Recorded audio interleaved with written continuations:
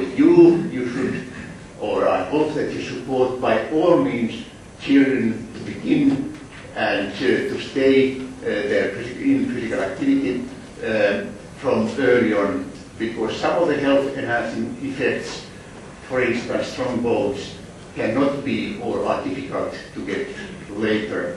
And many of the opportunities for enjoyment, excitement, company and so on, if those opportunities are lost, they are lost forever, if they cannot be enjoyed at young age.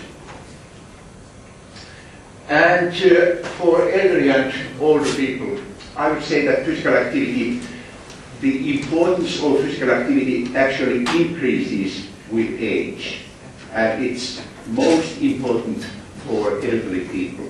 This has been neglected for a long time, but if you think about what happens with aging, and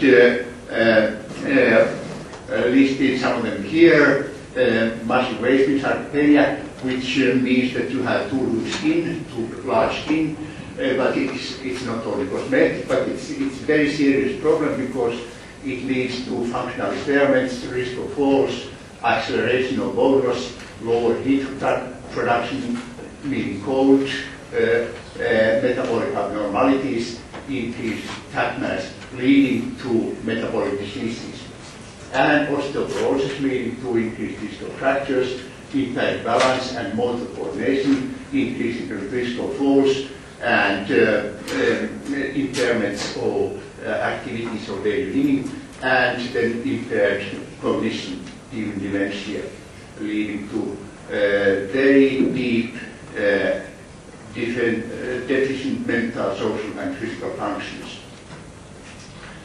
And it's also important to notice that physical activity, to take physical activity insurance in old age, it's never too late.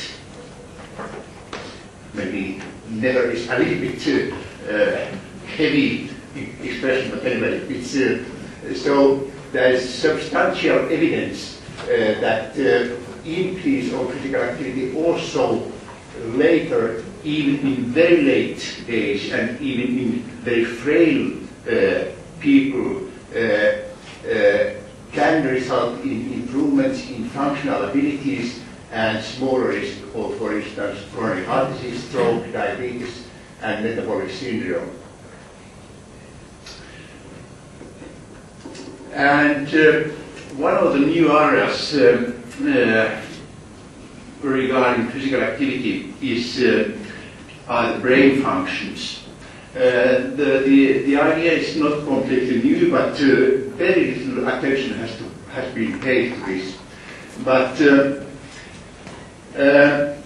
brain needs work, brain needs activity, and we have thought that doing crosswords and learning foreign languages and so on is the work brains need.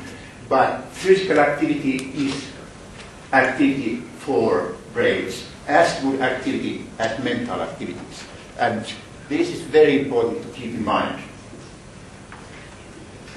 And we know now quite well why the cognitive impairment, like memory and so on, why they are impaired with age. And we can tackle those things in many ways already now and more in the future. And now we can ask if physical activity is real brain gymnastics. Is it sufficient? Is it effective for that purpose? And there's a very good systematic review on this topic from Sweden by Fradiglioni and co-workers, and they have found that in 7 out of 8 good quality studies, inverse relationship was found between physical activity and cognitive impairment, meaning that physical activity protected the old people from cognitive decline. There are also newer studies supporting on this claim or notion of finding I'm interested on this topic and have looked at the literature, and it's more and more convincing. Somewhat less convincing is the evidence for if physical activity can protect partly against Alzheimer's disease or dementia, but 6 out of 9 studies found this kind of inverse relationship between development of dementia and being physically active, meaning again that physical activity protected people from old people from becoming demented. That's really only partly. And again, newer studies support this association. And I think that considering the role and value of physical activity, this area is one of the most important in the future, or one of the very important areas in the future. And this is only a summary earlier, but it's still valid that there is or now substantial evidence that physical activity is effective in the preservation of cognitive vitality, but we need even more research on this finding.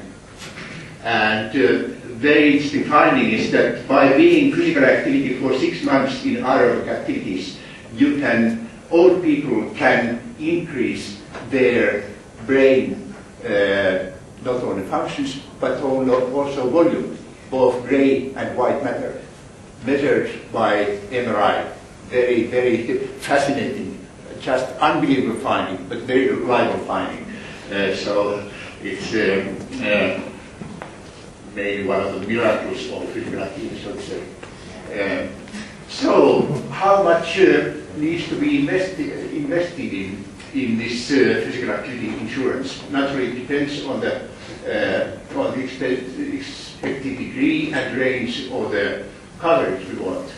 But here are the minimum recommendations which you know.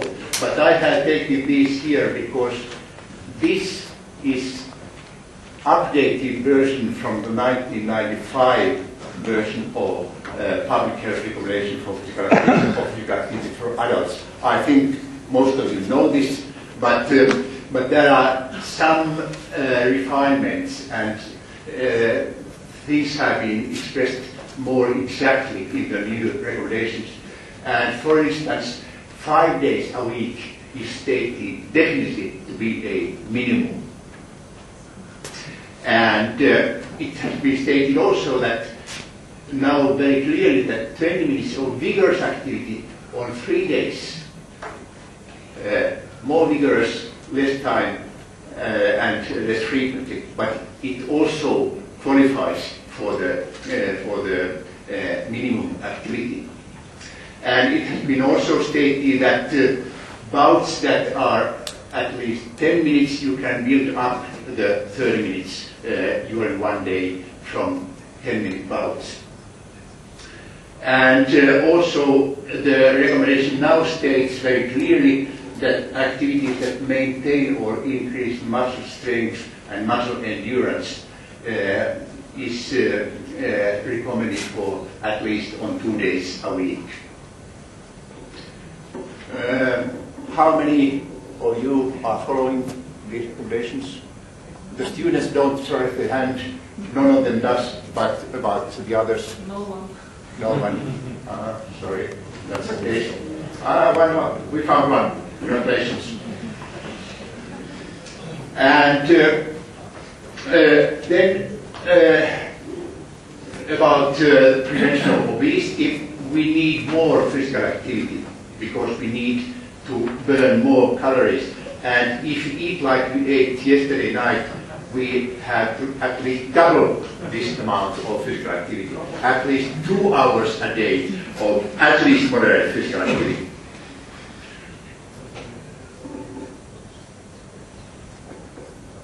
And what about young children? The evidence here, the scientific evidence is very difficult to interpret. And the best educated guess at the moment is that every child needs at least 1 hour physical activity daily. And if we think about our schools and so on, we can be quite nervous about this. And then there's the new recommendation which corresponds to the adult recommendation for the elderly people. And this is very much very similar to the adult ones, but now we have the and then activity that maintains or increases muscle strength, activity that needs that is needed for mobility or flexibility and so on, and activities needed for balance. So the more aged you come, the more variety you need actually in physical activity from health point of view. And by only having, for instance, aerobic activity, it's definitely not enough for elderly people.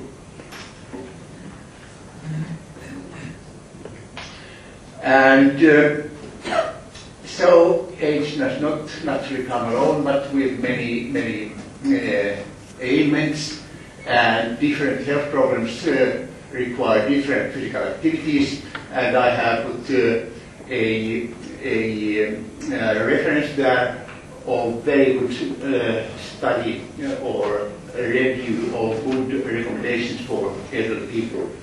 And in the new recommendations and reviews, the increased importance of strength and also muscle power and task-specific activities have been emphasized.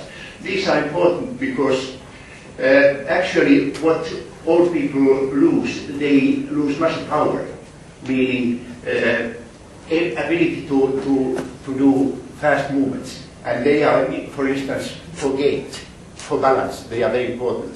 And therefore power training, amazingly enough, has come in fashion, and it's important for elderly people. You can think that it's only for athletes or so, but not so. And also, if you want to maintain the abilities for activities or daily living among elderly people, it's not to go into the gym and to do the squats and whatever, but much better if you do task-specific activities, like in everyday life, and use them as a training mode. That's much more effective because it trains also the nerves, motor system, motor control, which is also impaired in elderly people. So, by investing greater amount and larger variety of physical activity, the health guide is more substantial and wider. And it's shown in a way here, the yellow curve, so that if you go from the left from the active living type activities until the training for sports, the gains, the benefits of physical activity increase, and they increase especially in the first part of the curve. But also the risks, the pink curve increase and can be quite substantial in athletes, for instance, but very low in the ordinary moderate activities. And I think that this kind of curve model is good to keep in mind. But then I have taken some examples that even less than the recommended activity can be effective.